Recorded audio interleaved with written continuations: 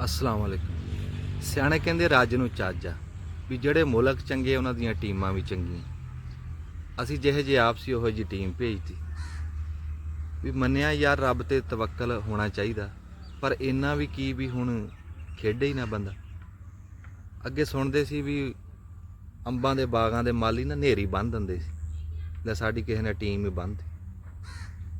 ਉਹ ਇੰਡੀਆ ਨਾਲ ਮੈਚ ਉਹਨਾਂ ਨੂੰ ਕਿਹਾ ਵੀ ਜਿੱਤਣਾ ਵੀ ਦੁਸ਼ਮਣ ਨਾਲ ਮੈਚ ਆ, ਕੋਈ ਨਾ। ਉਹ ਕਹਿੰਦੇ ਦੁਸ਼ਮਣ ਹੋਊਗਾ ਤੁਹਾਡਾ, ਅਸੀਂ ਤਾਂ ਰੋਜ਼ ਮੱਥੇ ਲੱਗਣਾ। ਫਿਰ ਉਹ ਅਫਗਾਨਿਸਤਾਨ ਨਾਲ ਮੈਚ ਪੂਰੀ ਕੌਮ ਕਹਿੰਦੀ ਵੀ ਅੱਜ ਨਹੀਂ ਹਾਰਦੇ, ਉਹ ਵੀ ਹਾਰ ਗਏ। ਉਹ ਕਹਿੰਦੇ ਭਾਈ ਇਹਨਾਂ ਨੂੰ ਅਮਰੀਕਾ ਨਹੀਂ ਹਰਾ ਸਕਿਆ, ਅਸੀਂ 11 ਜਣੇ ਕੀ ਕਰ ਲਾਂਗੇ। ਮੈਂ ਹਿਸਾਬ ਲਾਇਆ ਇਹਨਾਂ ਨੂੰ ਸਾਡੇ ਨਾਲ ਜਿੱਦ ਆ, ਜਿਹੜਾ ਮੈਚ ਅਸੀਂ ਕਹਿ ਦਈਏ ਨਾ ਵੀ ਜਿੱਤਣਾ, ਇਹ ਉਹੀ ਹਾਰਦੇ। ਫਿਰ ਮੈਨੂੰ ਤਾਂ ਸਮਝ ਨਹੀਂ ਲੱਗਦੀ, ਉੱਥੇ ਬੌਂਦਲੇ ਜੇ ਫਿਰਦੇ ਓਪਰਾ ਕਰਦੇ, ਖੇਡਣ ਵਾਲੇ ਚੱਲ ਹੀ ਹੈ ਨਹੀਂ। ਵੀ ਦੁਨੀਆਂ ਟੀਮਾਂ ਉਹ ਗਾਂਹ ਨੂੰ ਜਾ ਰਹੀਆਂ, ਇਹ ਪਿਛਾਂਹ। ਉਹ ਜਿੱਦਾਂ ਕੋਈ ਬੰਦੇ ਨੇ ਰੇਲ ਗੱਡੀ ਨਾਲ ਦੌੜ ਲਾਤੀ, ਉਹ ਰੇਲ ਗੱਡੀ ਬੰਦੇ ਨੂੰ ਰਲਣ ਦਿੰਦੀ ਭਲਾ।